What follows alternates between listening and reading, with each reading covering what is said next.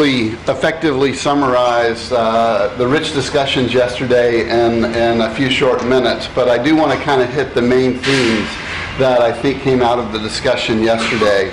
I was sort of struck with how the preparedness theme always seems to begin with the formation of a team, and what does it take inside a company to form an approach to engaging in an emissions market. And really that's where we started off yesterday with Daniele Agostini from Enel talking about how his power company in Europe began to do that in the early days and gradually formed the approach that they would take of centrally organizing a trading function inside the business. And from there, I think part of that discussion was about what the skill sets you need are around forming a position in an emissions market, because we know that it involves a variety of things that aren't all that unusual when you understand how the market works, but are quite important for a business that's actually going to gain value out of the market. There are things like understanding from the environmental side what your actual emissions are and having a good handle on the actual emissions. It involves having an understanding of what your abatement options are so that you know at any given time when you're going to be a buyer in the market or a seller, so you know that price point, that you have an understanding of what how the emissions relate to your core business and how you're going to price the emissions component in your products going forward. It also involves good communications internally so that you have a view as a company about not only what's going on in your sector, but what's going on in other sectors covered by the scheme. So it has a number of components. Then certainly the operational component of conducting a trade, which involves the contracts that are utilized. They involve understanding what the instrument itself is. They involve the transfer of the unit and the payment for the unit.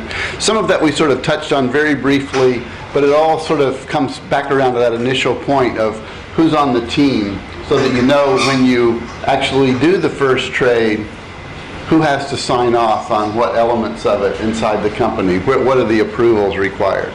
So it starts with the team. The second piece that we spent, I think, a good part of yesterday on was the part about knowing your emissions and actually having a good, solid understanding of an emissions profile that's measured and verified externally according to a good standard of verification. So we spent a good bit of time talking about that in several different contexts of how different companies, whether it's from chemicals with Fulvio or whether it's in the power sector from, as EDF talked about yesterday, Massimo, that it's a very critical starting point to understand what your emissions are, followed by the third point, which is the abatement options. And this ties to that point. I just want to emphasize it again, of understanding what all of the choices are that you have inside your company to make reductions at different price levels, so that you'll know at any given time in the market's operation when it's wiser for you to buy from an outside source, buy from the market, or whether it's better to continue to invest in your own abatement. The fourth element that I think we're going to spend more time today, but we just touched on a bit yesterday, is understanding the instruments available for compliance. We had good discussions yesterday about allowances. Francisco gave us a good view of how a company views management of allowances across their portfolio, how they manage them over time. But it's not likely to be the only instrument available. So there are also emissions offsets that are an option available up to certain limits. So understanding those well, what they can do for you, how they function slightly differently in terms of their creation than allowances, that's a topic we're going to explore in some detail this morning. And we've got some world-class experts here to talk to you about the role of offsets and sort of how they function. The next element, I think, it's very important in the business operations of an emissions market, is understanding what I would term as your access points to the market.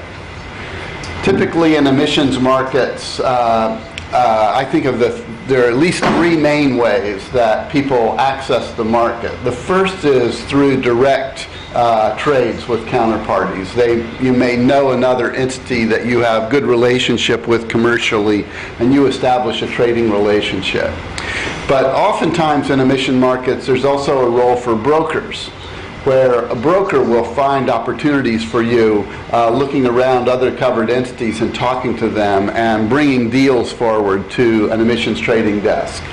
And they'll help in executing trades over the counter. The third option that's utilized, and we know is going to be utilized here, is the option of using an exchange. And exchanges play a vital role in most emission markets around the world. So we're going to explore that again in some detail today and have a live demonstration of the use of an exchange in the afternoon. So I hope you can be here for the full day so that you'll get a sense of that. Another topic that we touched on yesterday that I think has permeated many of the discussions in the afternoon when we went into breakout sessions was around information. We had a presentation yesterday from Charlie from Bloomberg New Energy Finance talking about a third-party analyst's view of what's happening in a market. And as an emissions market improves, that's I think a vital function to have in the market is information sources that you can know and trust and that others in the market use that you can test your own understandings against, because you'll form your own view of what you think is going on in the underlying market. But it's also often helpful to have a third-party view so that you can see what independent experts think. That seemed to be a challenge that was talked about in many of the working groups. Today we're going to also have breakout sessions this afternoon, and I expect we'll get to explore that a little further. The final element, the seventh element that I think is important in an operational emissions market that we touched on a bit yesterday is the role of the underlying law and the underlying contracts that are utilized. So it's very helpful yesterday to hear from Harold at Baker McKenzie talking about the role that law firms play in helping compliance entities understand what the requirements are, understand what the rules of the game are, but also ultimately in providing model contracts for the market. And that's something that we may look to do in China going forward. Certainly it's something that we at IETA have done for other markets, is to produce sort of a model contract that could be useful in getting initial trades accomplished. So today's session is going to focus on a few key areas that I think are going to help round out the picture of these 7 topics. We're going to focus this morning on offsets and the role that they play, and we're going to talk about how you manage a portfolio of carbon assets and that whole sort of thought process of how you consider the formation of your portfolio of assets and how you manage them over time. We're also going to talk a bit about more operational issues about how you actually operate the emissions trading business. And we're going to talk about the role of registries, an important underlying component of how the system works, sort of like it's the place in the system where your assets are held and where the ownership of your assets is held secure. So we'll be talking about that. And then finally, as I touched on, we'll talk on the role of exchanges and other transactional services. So I think we've got a really terrific day lined up for you, and I hope I did an okay job of summarizing some of the high points from yesterday. So Jeff, can I hand it back to you?